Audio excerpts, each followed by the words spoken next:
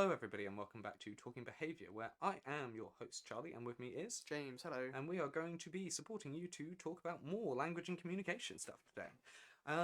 Previously, we talked about language and communication in the first episode of this mini-series. Then we talked about teaching language last time. This time we're going to be talking about teaching communication. So, a bit more structured.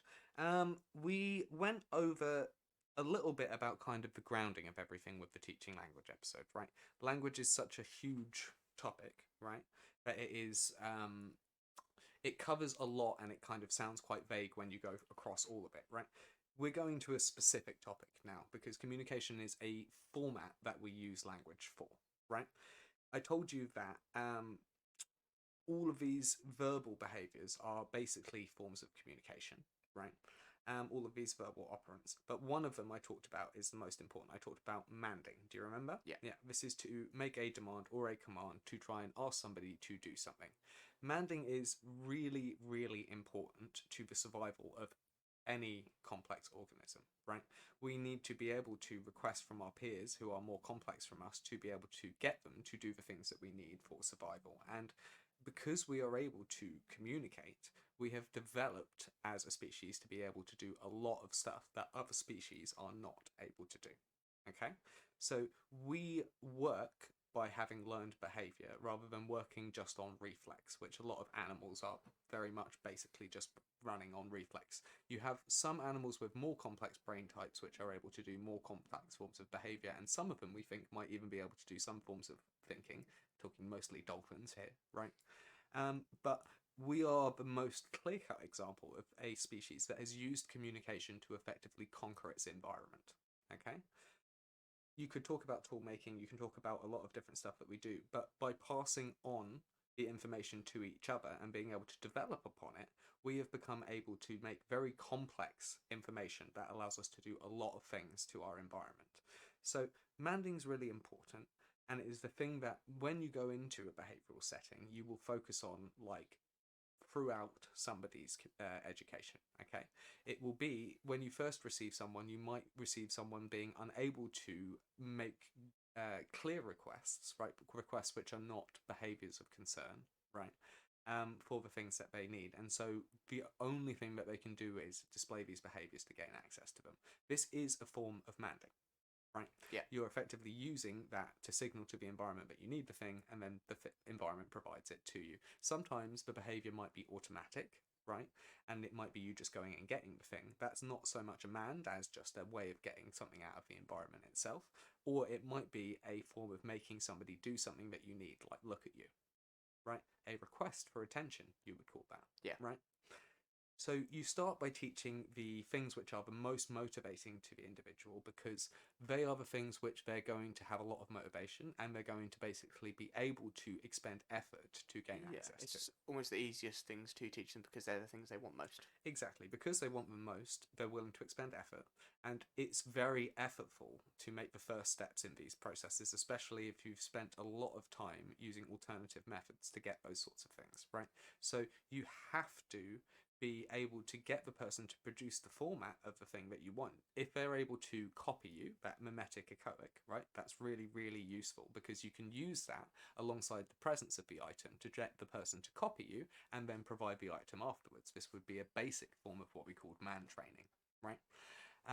This can be paired with prompt fading procedures, which basically might be presenting more of the item that you're using and then not providing the prompt and seeing if the person reproduces the thing that they copied from you, and then providing the item if they do it unprompted. Right. This increases the chance that they're going to do it without a prompt in future. Which is then learned behaviour. Yeah, exactly. Reinforcement allowing the behaviour to increase in probability, and if you do that through repeated trials, right, you will get progress. Obviously, that generalization thing that I mentioned in the previous episode, where some people who have a learning disability and people with autism and a learning disability especially have an undergeneralization problem where even if they learn it in one context, they might not be able to produce it in another. That can mean that you need to teach a lot in a lot of contexts to get the person to actually generalize to being able to do it in all contexts. Okay? Yeah. So communication gets more complicated, right? Just like all of those other categories of language where you had like a tact, which is a label, right? Where that goes from teaching people to label simple things to being able to label categories of things to being able to label processes or parts of things, right? All of these are different forms of labeling. Manding goes from to be able to request for items when they are present, when they are not present, to being able to request for actions and non-tangible things like attention. Certain, yeah, Right. almost asking for other behaviours back. Exactly. And then finally, the most kind of complicated one is requesting for information.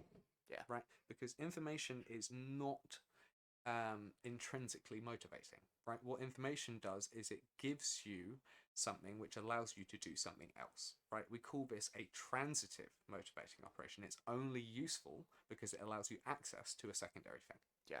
Yeah. Transitive just meaning not always, right? Yeah. So this is how you kind of start with this kind of teaching of like requesting and teaching people to communicate. I would say that almost all behavioral science focused people will say you don't want to focus as much on teaching the labeling, the intraverbal stuff with someone who's got a very slow rate of learning, because if you can only teach them a few things, teaching to do the most functional is the most important Yeah. thing, right? And Or labelling is not that useful in the long run. it doesn't lead to you getting the thing when you want it. If you undergeneralize, that might be a problem if you can label all these things but never ask them in the context that Yeah. you want. You'd rather the other way around, right? Yeah. But if you have a really high rate of learning, obviously you do want to teach these things, because the more complex that you can teach these structures of forms of language, the more the person can do, right? Yeah. It's a very synthetic process. You have to synthesize the larger skills with the composite skills, right? Yeah. Obviously, there are situations where this is far harder for some people than others, right? If you cannot do those things like copy another person, that's very difficult, and you require a higher level of support to be able to produce the behavior. You might need physical support to be able to copy, and it takes a long time to fade physical support versus visual support. Well, depending upon the type of teaching. Different types of prompts work better with different types of behaviors, right? I'll get on to that as we kind of break down into teaching procedures. Yeah, and so then just going off, I Mhm. know we spoke about it previously, but Mhm. I don't think we've touched on it on this episode. Mhm. About mimetic and echoic. So a mimetic is a physical copy. If you were to wave and say "copy me," and then you could wave back, that's a mimetic. An echoic is if someone can copy what you say. So I say "hi," and you go, Hello. and I would go, "No, that's wrong. You say hi." Hi. That's really good, buddy. Well done. Good job. See, no, now I'm learning. Yeah, no, exactly. That would be it. I mean, corrective feedback is something which is unpleasant, and obviously, if you're working with someone who's very sensitive, you might not be like, "You're wrong." You might actually just be like, "Say hi," and then they say hi, and then you go, "Oh, that's such a good job, amazing job." Or if they're an adult, you might be like, "Dude, you're doing great, absolutely amazing," because you want to be age appropriate, Of course. If you have people who have those very severe difficulties with communication, you need to look into augmenting their situation, right? Be adding something into their environment which allows them to communicate in a more sophisticated manner.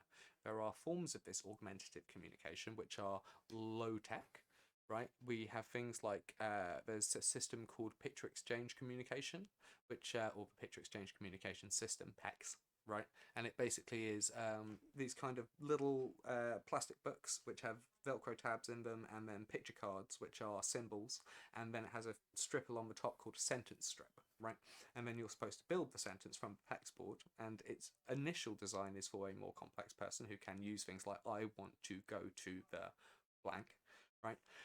But it has also been adapted very heavily for people who can only use single, word or requests, or might not have the more complex communication down, where they just go biscuit. Yeah. That is the classic form of kind of low-tech AAC, but there are many forms of low-tech AAC, even just people who write out what they want because they've lost their ability to speak. That's a low-tech form of AAC. Yeah. I have Mhm. experience. Mhm. Previous, I won't get into it, but of a little girl who couldn't speak Mhm. and had basically all of her requests on an iPad. Yeah, so that's what we call high-tech AAC. Yeah, and high-tech AAC is really, really good. Obviously, it is dependent upon the battery of the device that you're using, and so it requires management to be able to maintain. It is generally easier to set up complex communication systems that are not going to disappear as soon as somebody accidentally takes home one of the picture cards, right? But it requires a lot of setup to do these things, though admittedly not as much setup as laminating hundreds and hundreds and hundreds of cards, which I look at the bag of cards I've got on the table and go, don't worry about it. I don't quite use PECs, but I do agree that visual communication is sometimes very useful for people who don't have very developed, complex verbal behavior. Yeah. And you can teach very complex communication to somebody who is not able to communicate vocally using augmentative communication. If you do go for advanced AAC, you can get apps on iPads, like you said. The one which is probably the highest quality is Proloquo to Go, PROLOQUO, the number 2, GO, Proloquo to Go. And that basically, it costs money, but it's got symbols built into it. It's multi-adaptive. You can change all the buttons around. It talks for you if you put it to the voice and stuff. It can be very, very good. There are free ones. There's one called Let Me Talk. And I believe that Twinkle is creating its own kind of version currently, but it's in beta. So watch that one, I guess. There's also other forms for people who might not be using picture card communication. There was one gentleman who I worked with who used a system called Predictable, right? And that is basically, it's another iPad-based system. It's another app. You type the word for what you want, and then it speaks for you. So for people who have very good reading and writing ability, but not so good vocal control, can be a very good option for people. Yeah. It can also be good if they are just unclear speech. So if you need them to clarify, you can at least ask them to work with the Predictable. Yeah. Do you have any questions about that? No, I don't think so. I think that's all pretty clear and concise. That's pretty good. Well, I'm looking forward to hearing if anybody has any questions about that stuff. And obviously, I'm sure that there are many people who would be able to add to this. A speech and language therapist would probably be able to talk a lot about what they would do additively to this. The augmentative communication stuff is a lot developed by the speech and language side, to be honest. I mean, PECS is a speech and language thing, so, I did at least highlight some of their stuff, I'd like to think. But please, if anybody needs anything, please don't hesitate to reach out. Have a good night, everyone. Bye.